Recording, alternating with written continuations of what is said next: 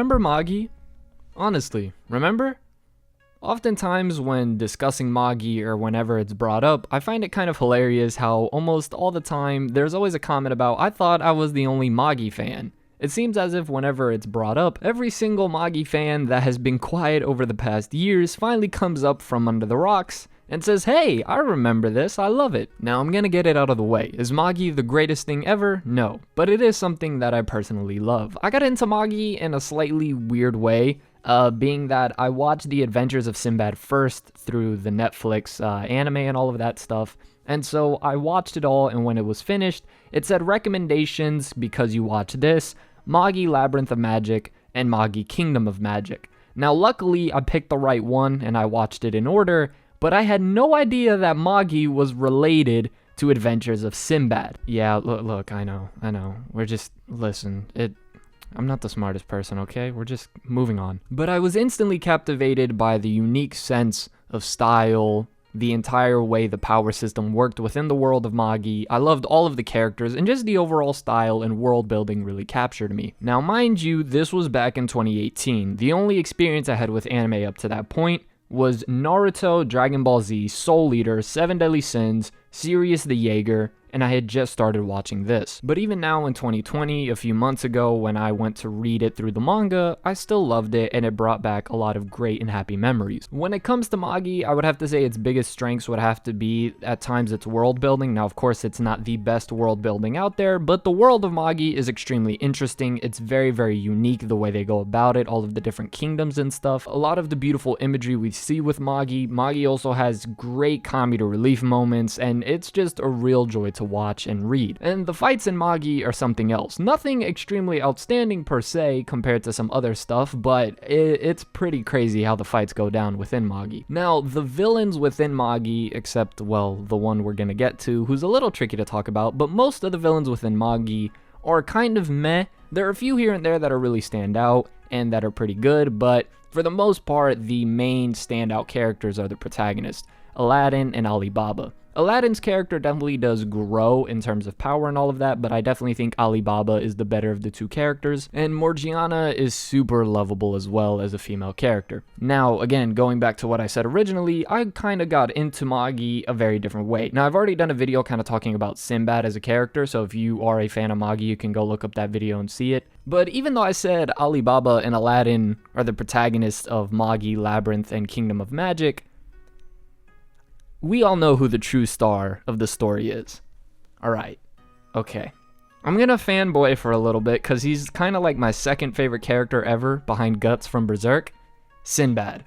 Like I said, I already did a video, so I won't get into the specifics.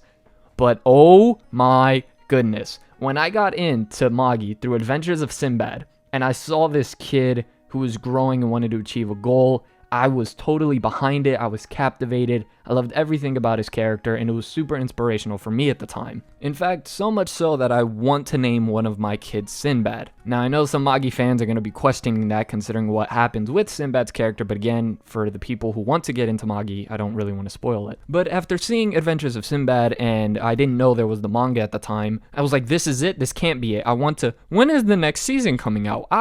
I was so upset when it ended on Netflix, and I didn't see another season after that.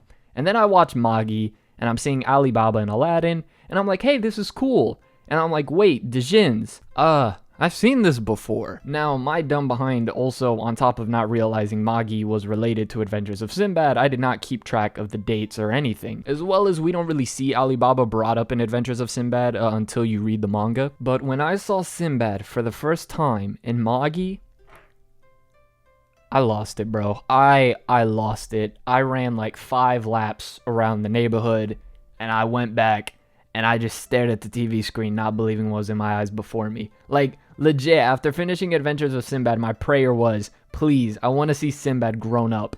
And God answered my prayers right then and there. And not just Sinbad, then we end up seeing all of our good pals from Adventures of Sinbad. And look, man, for me, I was very happy. I think y'all get it. I really like Sinbad. But actually getting back to Magi, one of the criticisms I would have about Magi, especially Sinbad's character, if you only watch and read Magi and you don't read Adventures of Sinbad, is at times some of the characters' change and development feels a little bit unnatural and forced. I understand that sometimes you might go through this horrible experience and it will change you as a person, but that change takes some time. You know what I mean?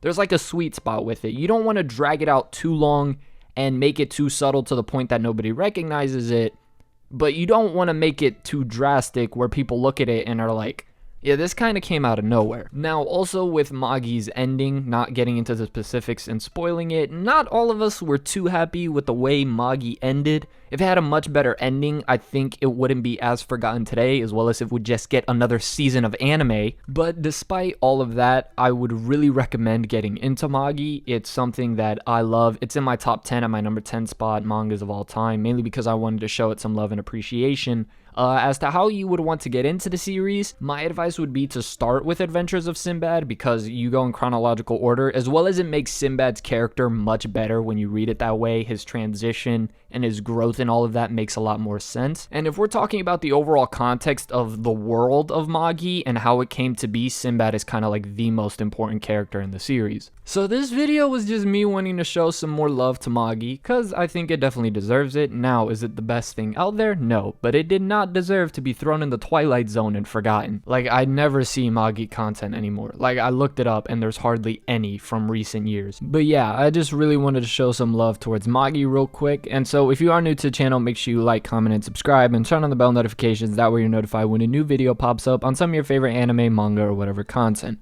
As always, this has been The Masked Man. Hope everyone has a blessed rest of the day, and peace.